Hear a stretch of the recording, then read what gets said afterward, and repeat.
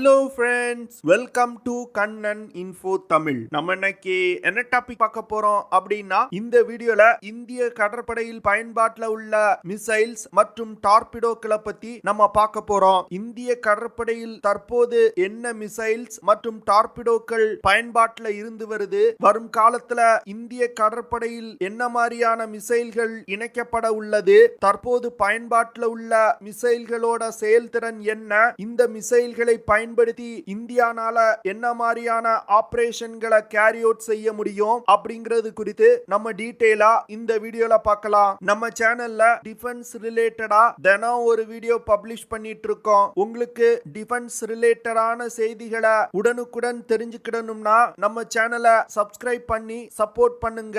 நீங்க பண்ற ஒவ்வொரு சப்ஸ்கிரிப்ஷனும் எனக்கு அடுத்தடுத்த வீடியோஸ் போடுறதுக்கு ஒரு மோட்டிவேஷனா இருக்கும். முதல்ல டிஆர்டிஓ அமைப்பு திரிசூல் மிசைல்களை இந்திய கடற்படைக்காக பிரத்யேகமா டெவலப் செஞ்சாங்க. இந்த மிசைல் ஒரு low level quick reaction short range surface to air missile. இந்த மிசைல பிரத்யேகமா போர்க்கப்பல்களை எதிரிகளின் மிசைல் தாக்குதல் மற்றும் விமான தாக்குதலில் இருந்து பாதுகாப்பதற்காக டிஆர்டிஓ டெவலப் செஞ்சாங்க. ஆனா திரிசூல் மிசைல் ப்ராஜெக்ட் தோல்வியில முடிவடைந்தது. இதனை தொடர்ந்து இந்திய கடற்படை ஐஎன்எஸ் விராட் விமானம் தாங்கி போர்க்கப்பல்களை பாதுகாப்பதற்காக இஸ்ரேலிடம் இருந்து பேரக் மிசைல்களை வாங்கி டிப்ளாய் செஞ்சாங்க. இந்த பேரக் மிசைல்களோட செயல்திறன் இந்திய கடற்படைக்கு மிகவும் பிடிச்சு போயிருச்சு. இதனால டிஆர்டிஓ மற்றும் பேரக் மிசைல்களை உருவாக்கிய இஸ்ரேல் நாட்டு நிறுவனமும் இணைந்து பேரக் 8 அப்படிங்கிற ஒரு மிசைல டெவலப் செய்ய ஆரம்பிச்சாங்க. இந்த பேரக் 8 மிசைல் ஒரு medium range surface to air missile. இந்த மிசைல்களை கொண்டு கப்பல்களை நோக்கி வரக்கூடிய வான் அச்சுறுத்தல்களை தாக்கி அழிக்க முடியும். குறிப்பா சொல்லணும் அப்படின்னா பேரக் 8 மிசைல்கள்னால ஏர்கிராஃப்ட், ஹெலிகாப்டர்கள், anti ship missile, unmanned aerial vehicles, cruise missile, போர் விமானங்கள் போன்ற பலவிதமான வான் அச்சுறுத்தல்களில் இருந்து போர்க்கப்பல்களை பாதுகாக்கும். பேரக் 8 மிசைல்னால 90 கிலோமீட்டர் தூரத்துல உள்ள ஏரியல் டார்கெட்ஸை தாக்கி அழிக்க முடியும். இந்த மிசைல்னால அதிகபட்சமா மாக் 3 வேகத்துல பறந்து சென்று இலக்கை தாக்க முடியும். அதாவது ஒலியின் வேகத்தை விட 3 மடங்கு வேகமா சென்று இலக்கை தாக்கும். பேரக் 8 மிசைல் உலகின் தலை சிறந்த சர்ஃபேஸ் டு ஏர் மிசைல்கள்ல ஒன்று. இந்த மிசைல்னால அனைத்து விதமான தட்பவெட்ப சூழ்நிலையில இரவு மற்றும் பகல் நேரத்திலையும் சிறப்பா செயல்பட முடியும். அடுத்து இந்திய கடற்படையில VLSR SAM அப்படிங்கிற vertical launch short range surface to air மிசைல்களை பயன்படுத்தி வர்றாங்க.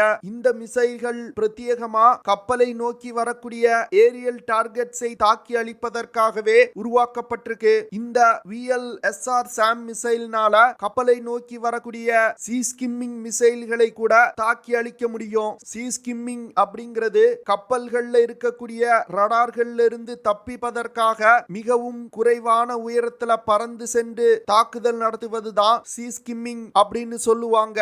இது போன்று வரக்கூடிய மிசைல்களை கூட VLSR SAM மிசைல் தாக்கி அழிக்கும். இந்த மிசைல்னால 50 கிலோமீட்டர் தூரத்துல உள்ள ஏரியல் டார்கெட்ஸை மிக துல்லியமா தாக்கி அழிக்க முடியும். VLSR SAM மிசைல் 4.5 மாக் வேகத்துல பறந்து சென்று இலக்கை தாக்கக்கூடிய மிசைல். அதாவது ஒலியின் வேகத்தை விட 4.5 மடங்கு வேகமா சென்று இலக்கை தாக்கக்கூடியது. டிஆர்டிஓ முதல்ல தனுஷ் அப்படிங்கிற ஆன்டி ஷிப் மிசைல இந்திய கடற்படைக்காக டெவலப் செஞ்சாங்க.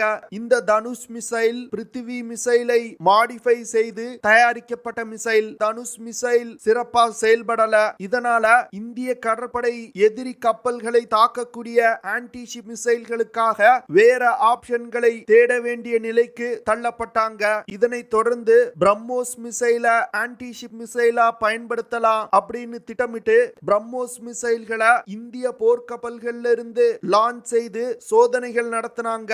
இந்த சோதனைகள்ல கிடைத்த முடிவுகளை கொண்டு சில முக்கியமான மாற்றங்களை செய்து பிரம்மோஸ் மிசைல ஒரு ஆன்டி ஷிப் மிசைலா டெவலப் செஞ்சாங்க. கப்பல்ல இருந்து ஏவக்கூடிய பிரம்மோஸ் ஆன்டி ஷிப் மிசைல்னால 600 முதல் 800 கிலோமீட்டர் தூரத்துல உள்ள போர்க்கப்பல்களை மிக துல்லியமா தாக்கி அழிக்க முடியும். பிரம்மோஸ் ஆன்டி ஷிப் மிசைல்கள் சீ ஸ்கிம்மிங் செய்யக்கூடிய மிசைல்களா டெவலப் செய்யப்பட்டிருக்கு. இதனால எதிரிகளின் ரடார்ல சிக்க வெடிக்காம இருப்பதற்காக குறைவான உயரத்துல பறந்து சென்று கப்பல்களை தாக்க முடியும். பிரம்மோஸ் மிசைல்னால அதிகபட்சமா மாக் 3 அப்படிங்கிற வேகத்துல பறந்து சென்று கப்பல்களை தாக்க முடியும். போன மாதம் கூட DRDO NASM-SR அப்படிங்கிற naval anti-ship missile short range அப்படிங்கிற மிசைல சோதனை நடத்தினாங்க. இந்த மிசைல் ஹெலிகாப்டர்ல இருந்து லான்ச் செய்யக்கூடிய ஆன்டி-ஷிப் மிசைல். இந்த மிசைல இந்தியா அமெரிக்காவிடம் இருந்து வாங்க உள்ள MH-60 ரோமியோ ஹெலிகாப்டர்கள்ல இணைத்து பயன்படுத்துவதற்காகவே பிரத்யேகமா உருவாக்கி வர்றாங்க. இந்த மிசைல்னால அதிகபட்சமா 55 கிலோமீட்டர் தூரத்துல உள்ள போர்க்கப்பல்களை தாக்கி அழிக்க முடியும். Naval anti-ship missile short range போன்று லாங் ரேஞ்ச் மற்றும் மீடியம் ரேஞ்ச் மிசைல்களும் இந்தியா டெவலப் செஞ்சு வந்துகிட்டு இருக்காங்க. இந்திய கடற்படையில சப்மரீன்ல இருந்து அணு ஆயுத தாக்குதல் நடத்துவதற்காக முதல்ல உருவாக்கப்பட்ட மிசைல் தான் K-15 short range submarine launch ballistic missile. இந்த மிசைல்னால 750 கிலோமீட்டர் தூரம் வரைக்கும் பறந்து சென்று தாக்குதல் நடத்த முடியும். K-15 short range submarine launch ballistic மிசைல்கள் பிரத்யேகமா அணு ஆயுத தாக்குதல் நடத்துவதற்காகவே உருவாக்கி இருக்காங்க. K-15 மிசைல்ல high explosive pre fragment warhead மற்றும் ஸ்ட்ராட்டஜிக் நியூக்ளியர் வெப்பன்களை எடுத்து சென்று தாக்குதல் நடத்த முடியும். K-15 மிசைல்னால மாக் 7.5 அப்படிங்கிற வேகத்துல பறந்து சென்று இலக்கை தாக்க முடியும். K-15 மிசைல் ஹைப்பர்சானிக் வேகத்துல பறந்து சென்று இலக்கை தாக்கக்கூடிய மிசைல். இந்த மிசைல்ல இருந்து தான் இந்திய தரைப்படையில் பயன்பாட்டில் உள்ள ஷௌர்யா ஹைப்பர்சானிக் மிசைல்கள் டெவலப் செய்யப்பட்டிருக்கு. நீண்ட தூரத்துக்கு அணு ஆயுத தாக்குதல் நடத்துவதற்காக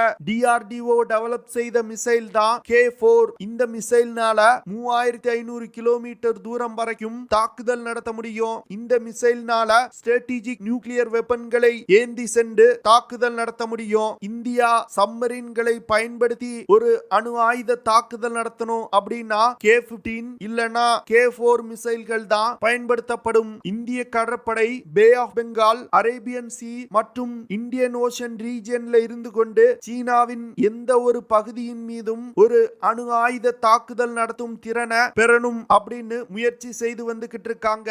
அதற்காக தான் K5 மற்றும் K6 சப்மரீன் லான்ச் பாலிஸ்டிக் மிசைல்களை டெவலப் செய்து வந்துகிட்டு இருக்காங்க.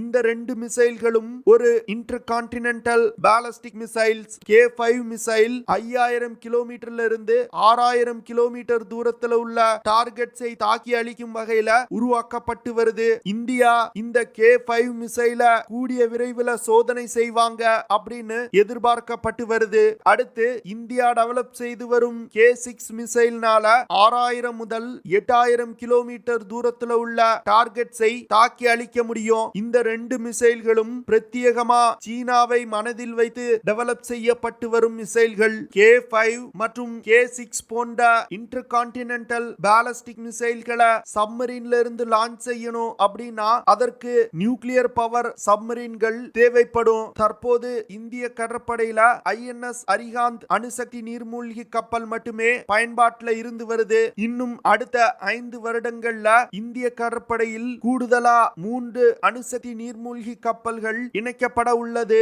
இந்த கப்பல்கள்ல ஷார்ட் ரேஞ்ச், மீடியம் ரேஞ்ச் மற்றும் long range submarine launch ballistic மிசைல்கள் பயன்படுத்தப்பட உள்ளது. சில டிஃபென்ஸ் எக்ஸ்பர்ட்ஸ் என்ன சொல்றாங்க அப்படின்னா இந்தியா டெவலப் செய்து வரும் Agni 6 missile submarine launch ballistic மிசைலா டெவலப் செய்யப்பட்டு வருது அப்படின்னு சொல்றாங்க.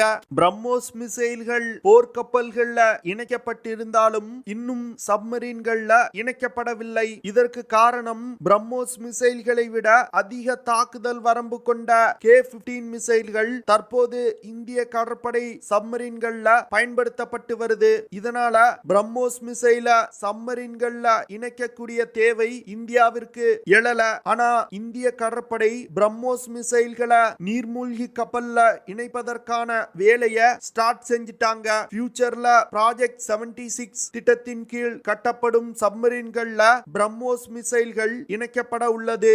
DRDO கடலுக்கு அடியில் மூழ்கி சென்று போர்க்கப்பல்கள் மற்றும் சப்மரீன்களை தாக்குவதற்கு வருணாஸ்திரா ஹெவிவெயிட் டார்பிடோஸ் மற்றும் டார்பிடோ அட்வான்ஸ் லைட் ஷைனா அப்படிங்கிற லைட் வெயிட் டார்பிடோவை டெவலப் செஞ்சிருக்காங்க.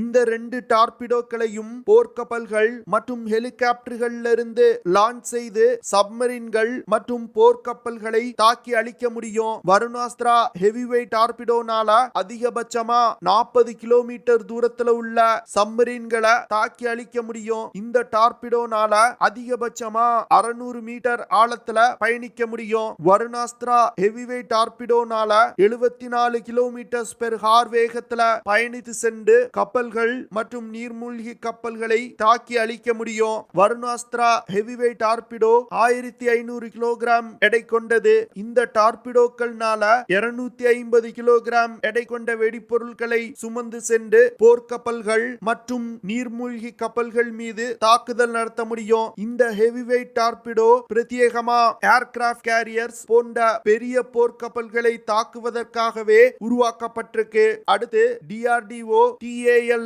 அப்படிங்கிற லைட் வெயிட் டார்பிடோவை டெவலப் செஞ்சிருக்காங்க. இந்த டார்பிடோனால அதிகபட்சமா 19 கிலோமீட்டர் தூரத்துல உள்ள டார்கெட்ஸை தாக்கி அழிக்க முடியும். இந்த டார்பிடோ அதிகபட்சமா 540 மீட்டர் ஆழத்தில் பயணிக்க கூடியது. இந்த அட்வான்ஸ் லைட் வெயிட் டார்பிடோனால அதிகபட்சமா 61 கிலோமீட்டர் பெர் ஹார் வேகத்துல பயணித்து சென்று இலக்கை தாக்க முடியும். இந்த லைட் டார்பிடோ 220 கிலோகிராம் எடை கொண்டது. இந்த டார்பிடோனால 50 கிலோகிராம் எடை கொண்ட வெடிப்பொருட்களை சுமந்து சென்று நீர்மூழ்கி கப்பல் மீது தாக்குதல் நடத்த முடியும். இது போன்ற மிசைல்ஸ் மற்றும் டார்பிடோ இந்திய கடற்படையில் பயன்பாட்டில் இருக்கிறதுனாலதான் உலகின் 5வது சக்தி வாய்ந்த கடற்படையா இந்திய கடற்படை திகழுது. இந்தியா உலகின் வல்லரசு நாடா மாறணும் அப்படின்னா இந்திய பெருங்கடல் பகுதியில் மட்டும் ஆதிக்கம் செலுத்தக்கூடிய நாடு அப்படிங்கிற பிம்பத்தை உடைத்து உலகின் பல்வேறு கடல் பகுதியில ஆதிக்கம் செலுத்தக்கூடிய கடற்படை அப்படிங்கிற ஸ்டேட்டஸுக்கு இந்தியா உயரணும். ஓகே ஃப்ரெண்ட்ஸ், நம்ம வீடியோவோட நிறைவு பகுதிக்கு வந்துட்டோம். இதெல்லாம் தான் நான் உங்ககிட்ட ஷேர் பண்ணணும் அப்படின்னு நினைச்ச விஷயங்கள். ஐ ஹோப் நான் ஷேர் பண்ண விஷயங்கள் உங்களுக்கு பிடிச்சிருக்கும் நினைக்கிறேன். அப்படி பிடிச்சிருந்துச்சுன்னா ஷேர் பண்ணுங்க, லைக் பண்ணுங்க, கமெண்ட் பண்ணுங்க. மறக்காம நம்ம சேனலுக்கு சப்ஸ்கிரைப் பண்ணுங்க. அப்படியே அந்த பெல் நோட்டிபிகேஷனை கிளிக் பண்ணி ஆல்ங்கிற ஆப்ஷனை எனேபிள் பண்ணிக்கங்க. See you in the next video. Jai Hind.